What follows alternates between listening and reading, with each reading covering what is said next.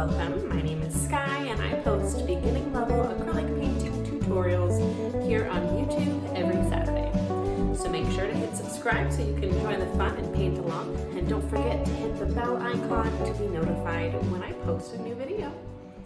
Alright, this week it's the best season of all. It is fall, it is autumn, it is spooky season, so we're jumping in with both feet and doing a spooky ghost painting, a reflection of a ghost in the mirror. But he is just, or she is just an everyday ghost, so they are enjoying a cup of coffee, perhaps a pumpkin spice brew. We're going really Halloween today. I'm gonna use my 4 standard brushes that I use in most of my classes. These 4 come in a kit with 4 sizes. Yours don't need to be the exact same brushes that I'm using, but they should be the same size and shapes generally. This is a 3/4 inch square wash brush. And then I have 3 pointed brushes, a size 10, a size 3, and a size 3/0. I'm going to get those in my water cup off the side of the screen. We're starting really simple today, very easy background, just 3 colors. I have a fair amount of white, as well as some black and some warm brown, burnt sienna brown. To see a full materials list of everything that you need to paint along, check the description box below. You'll find a link to my materials page, which will break it down for you, everything that I use and recommend. All right, let's go ahead and jump on in with our background step. I'm going to use one of my favorite brushes. This is my size 10 pointed brush. And rather than coming in with our brown that we're going to have our frame be, I'm going to instead do a sort of sketch with a light gray. I'm comfortable with this brush. You could use one size smaller brush if you'd like. And I'm going to do my best to center an oval that's pretty big. And we'll have a few opportunities to correct this. So don't worry if it's not looking right on your first pass.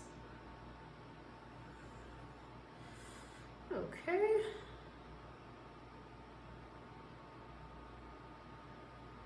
And the idea is that we're going to keep our favorite line.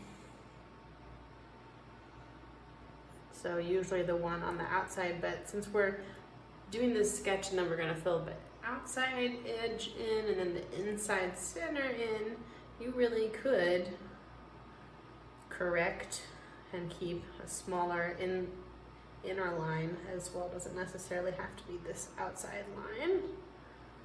But it's always easier for me to start with smaller shapes and then they can increase in size, but that's a lot easier than trying to shrink things down. So then I'm going to grab my square brush. I'm going to go on the outside edge here with a textured brush stroke. I'm going to fill that all in along the outside edge up to my oval that I just added. And the idea here, I was thinking it's sort of like a textured antique wall, good treatment that people used to do and still sometimes do.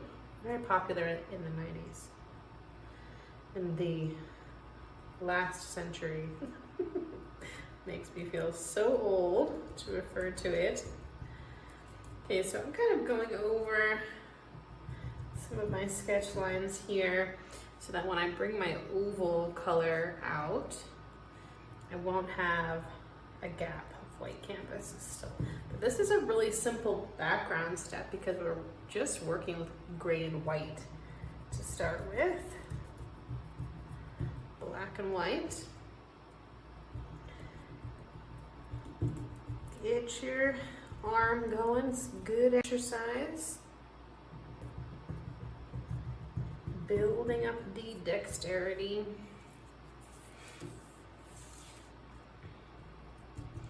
Usually I do these horizontally. We're doing a vertical painting today. Since it was this portrait shape, I thought we needed to turn the canvas. Okay, let's see, a little bit more of a saturated gray. You can kind of mix right on your canvas as well. Doesn't have to only be mixing on your palette paper.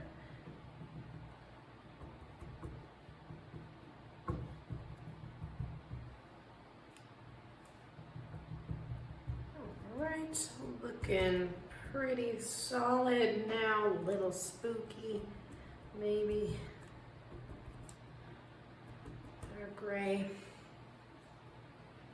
old-timey building. All right, great.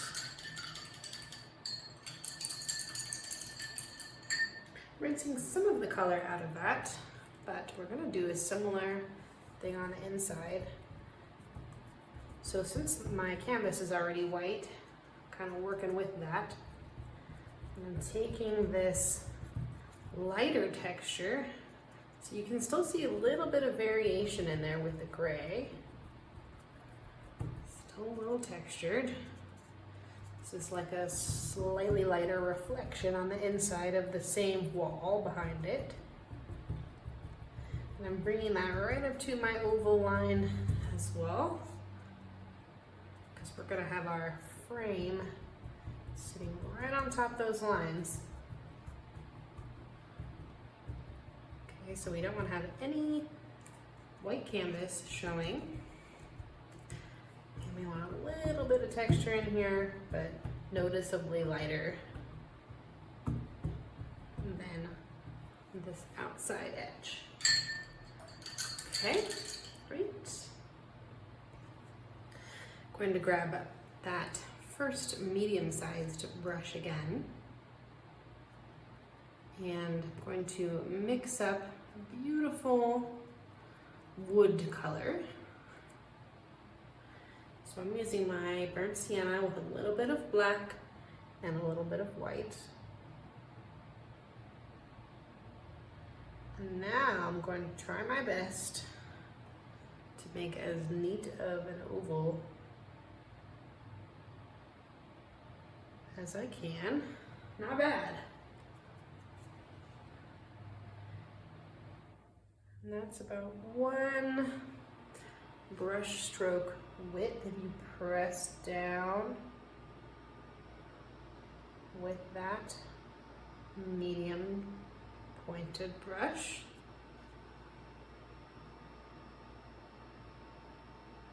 All the way around, nice and solid. It's okay if it blends a little bit with your gray or your white.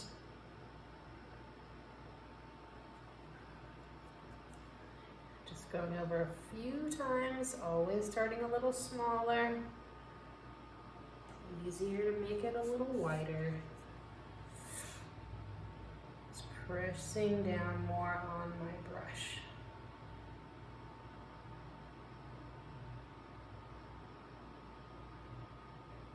Okay, cute. Doesn't need to be perfect. It kind of adds to it if it's not.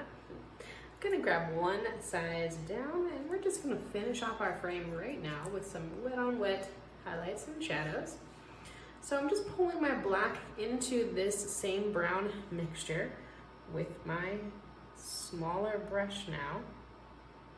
And I'm going to go along the bottom edge. And I placed my whole arm in my paint. Oh, and then I think I just got some on my pants. It's all right. It's always messy. That's kind of part of the fun of it though, right? We can start all neat and tidy, but things get messy in the process. And I want a little bit of blending. And I'm shadowing the inside. What I want to do is make it look like it's a rounded, curved mirror.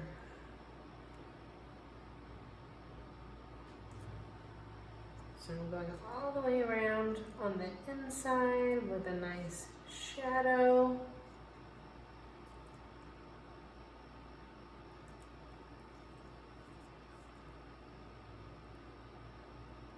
Okay.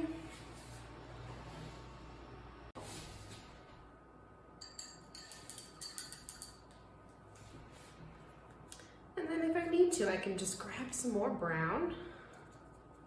That same brown that we just went in with. And tone things down a bit, help it blend. So we don't want too wide of a line.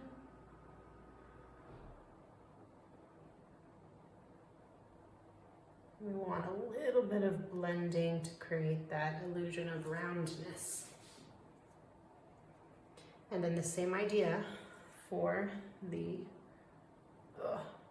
outside edge. I like to brace my arm, but because we have the vertical canvas, I can't brace it on anything without messing up my layer. So if there's a little bit of tidying up there between takes, forgive me, I may need to flip it over. Always feel free to move your canvas around. I try not to, keep it in one place for the camera, but you guys don't need to, and you guys can get up close and personal with your paintings too. When I'm painting on my own, I get really close to my work.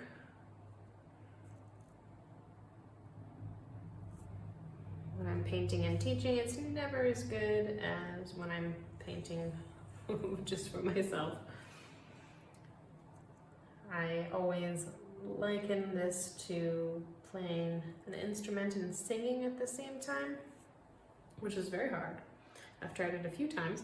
I'm a decent singer and a decent piano player, but with the two together, this brain is working double. And same idea with explaining the steps as I paint, so.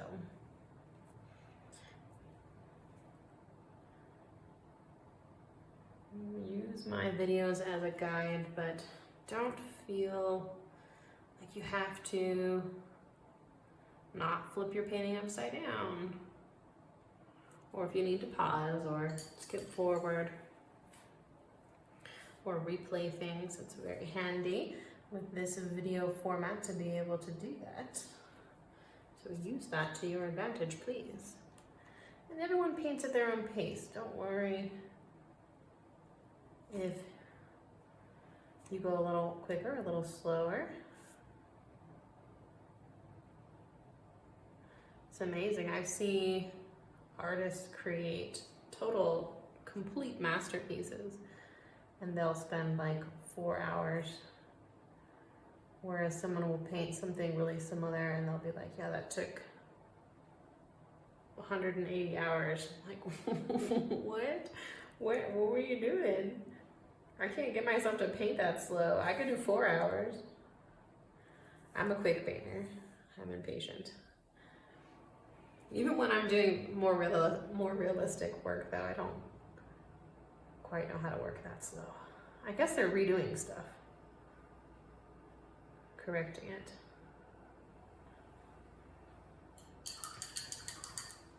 All right, a little bit of highlight I think would be nice too.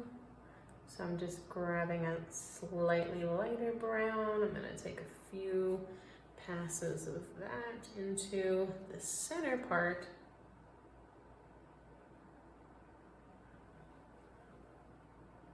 Looks pretty good. Okay, remember there's no such thing as perfection, but we've done a lot. Now, when we come back from break, we just have to do our adorable ghost in the mirror. Let me correct where I stuck my arm. Real quick down here. We'll clean up a little bit that break. Let's step away and let this first layer dry so we can come back and add our ghost, get everything nice and tidy again. All right, I'll see everyone in a few.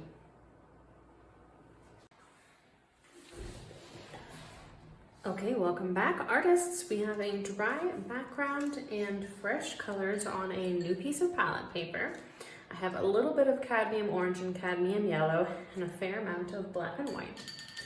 I rinsed my brushes and got fresh water at break as well.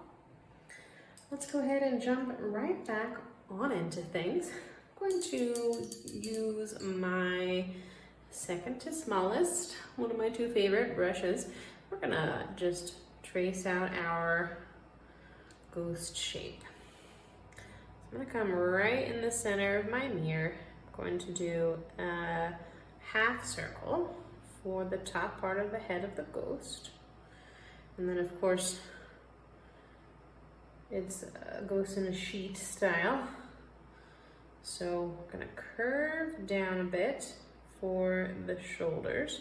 And I know this is hard to see. Just bear with me because we are going to outline things in just a minute. So really super simple shape. And let me grab the next size up for brushes to fill it in because we are simply just going to create that shape, fill it in with white. So solid white rather than the textured gray and white background that is behind it.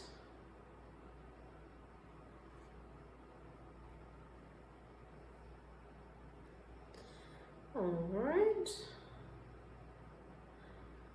Smooth brush strokes kind of in the direction of the shape since we're working with white. Even the brush stroke direction will create a little bit of shadow and highlight.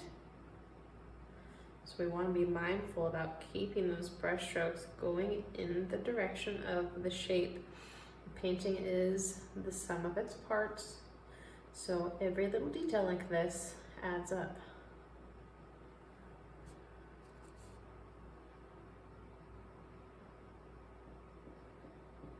Nice and solid white background. Wonderful. And then I'm going to come in with black and do an outline.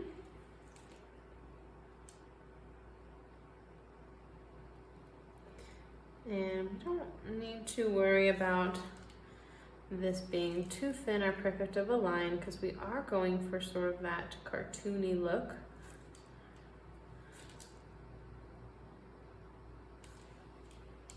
Okay, so I'm sort of thinking about like a shoulder shape and then it sort of flares out slightly.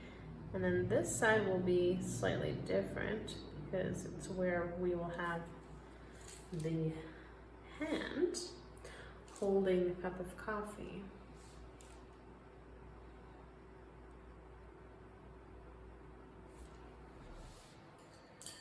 Much easier to see the shape now. All right, and let's do that hand shape right now. It's a little tricky, probably the most technical part of today's painting. So deep breath, everybody. Same second to smallest brush. And I'm going to come over maybe like an inch or so from the side. And I'm going to do a little curved line, like so. That's gonna be like the hand. And then we're gonna come down a little bit and flare out.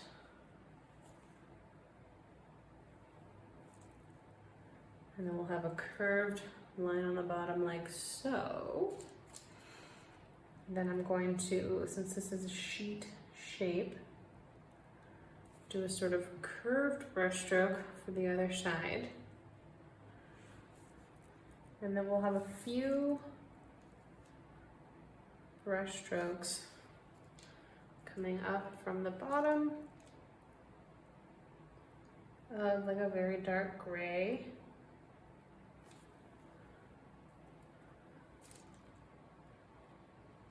For the folds in the sheet.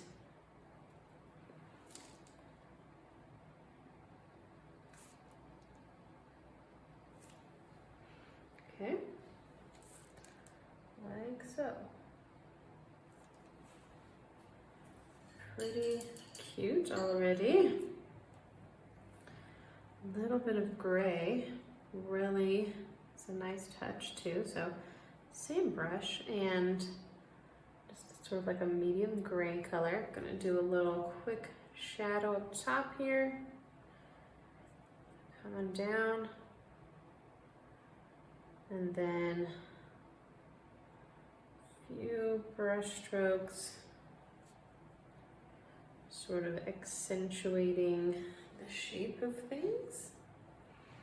All right, let me tidy that up just a tiny bit.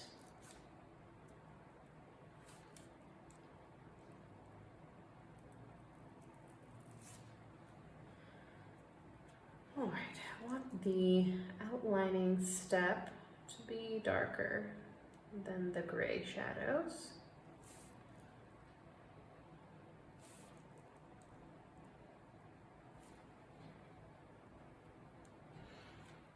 I like it though, really cute. Just darkening that a little bit.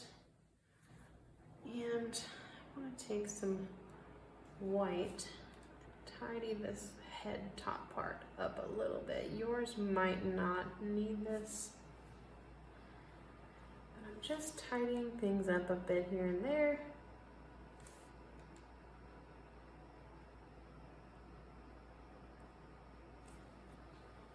All right.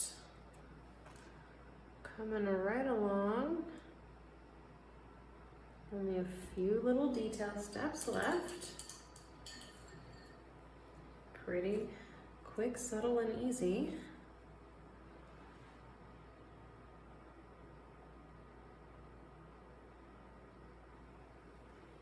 A little bit more gray for my fabric texture. I think that looks just about right.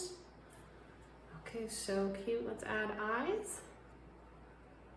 Just sticking with this same brush. And I like to do sort of oval shapes with my brush stroke, and then I'll come back and try to make it a little more of a tidy oval.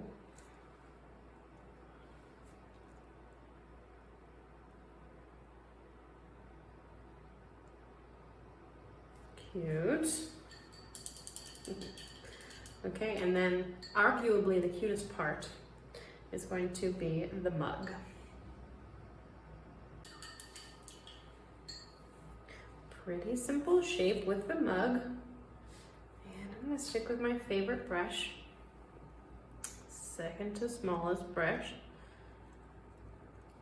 And I'm going to mix a little bit of yellow into it to get a really sunny sort of pumpkin-y yellow. Orange, excuse me, yellow orange. And I'm gonna start my mug shape by doing an oval that touches the curve, like a floating halo, and then just a little scoop shape, half circle for the bottom part of the mug. And I realized that probably should have bought brown on my palette too for just this tiny little step of the coffee inside the mug, but I could also use black. Depends on how you like your coffee. So I've left a tiny oval, and that is where I'm going to put my coffee. Let's see what it looks like black. Might be all right.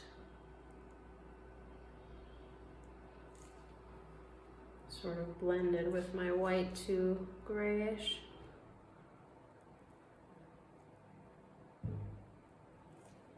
It's pretty cute, so.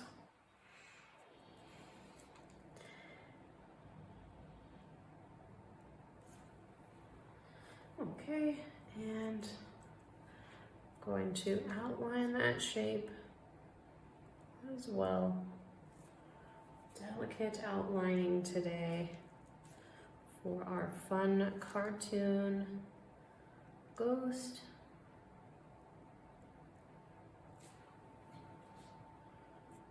Pretty cute. Very wide oval for the actual beverage.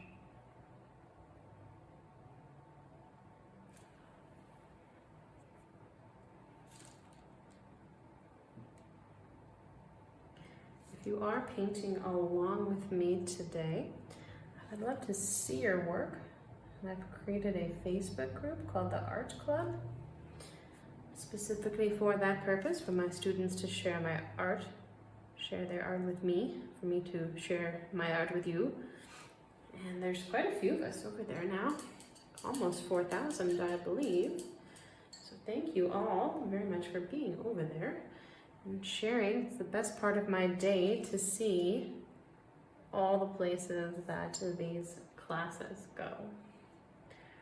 It really means a lot to me. Thank you all for the feedback that you continually give me. I have the nicest students, truly. So wonderful. If you're new here too, you are most welcome. I hope you are enjoying yourself, and join us over in the art club. And shout out to my members in the art club, and then also over in my membership program. My membership program, I have a few intermediate classes as well as access to my color theory course. My color theory course is also available on Skillshare. Really good foundational knowledge if you've never had it or if it's been since grade school. All right, I'm just tidying things up a little bit here and there. You can put whatever final details on your painting that you need. I think this looks pretty cute. Oh, I was going to add a heart shape on the mug. How cute. Little orange mug with a heart and black coffee. This ghost is just in their house hanging out, drinking coffee. Was caught at the perfect moment in the mirror. Okay, let me know what you thought of today's painting in the comments section below. But that is all the instruction that I have for us today.